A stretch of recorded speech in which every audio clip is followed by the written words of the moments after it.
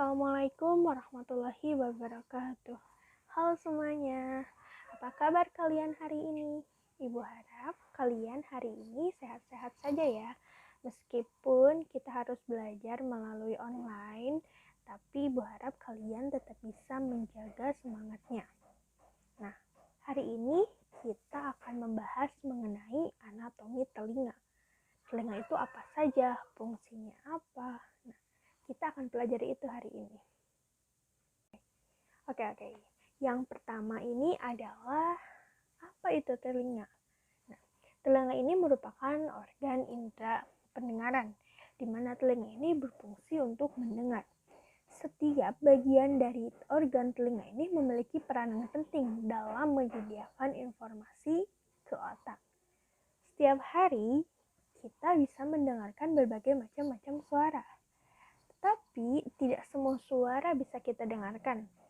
Telinga manusia ini hanya bisa mendengar suara yang berfrekuensi 20-20 ribu getaran per detiknya. Nah, maksudnya itu apa?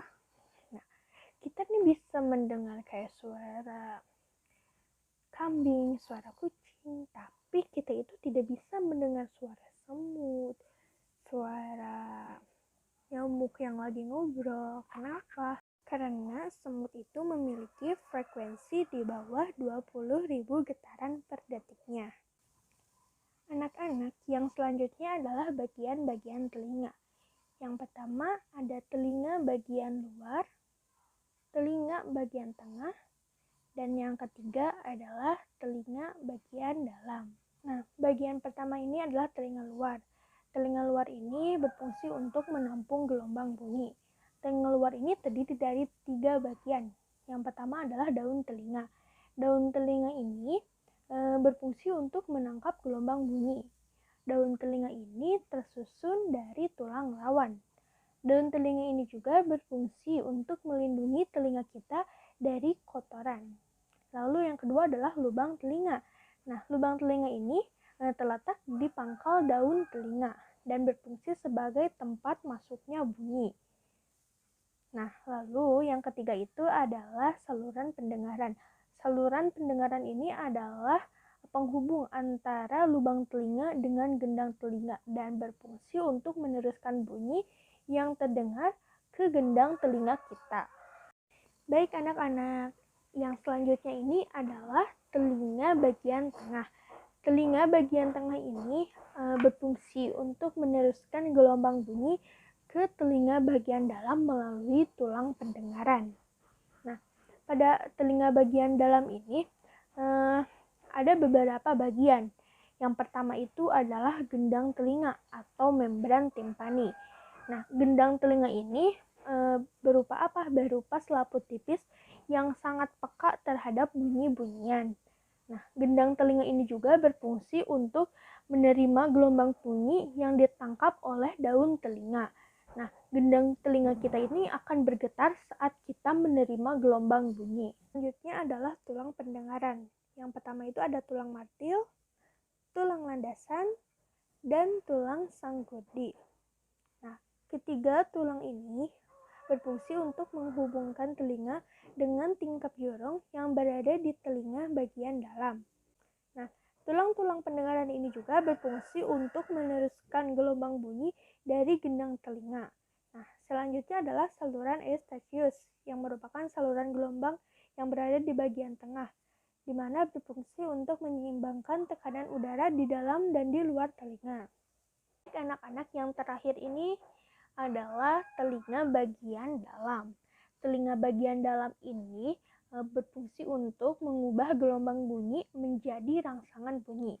Bagian-bagiannya apa saja? Nah, yang pertama nih adalah tingkap opal. Tingkap opal atau tingkap jorong ini merupakan celah berbentuk lonjong yang terhubung langsung dengan tulang sanggurdi. Lalu apa fungsinya? Fungsi dari tingkap opal ini adalah meneruskan gelombang bunyi dari tulang pendengaran ke rumah siput. Nah, selanjutnya adalah tingkap bundar. Tingkap bundar ini merupakan celah berbentuk lingkaran yang terhubung langsung dengan gendang telinga. Fungsinya apa? Nah, fungsinya itu meneruskan gelombang bunyi dari telinga bagian tengah ke rumah siput. Selanjutnya adalah koklea. Nah, koklea atau rumah siput ini berbentuk seperti tabung atau seperti cangkang, di mana koklea ini berisi ujung-ujung saraf pendengaran dan juga cairan endolimfe.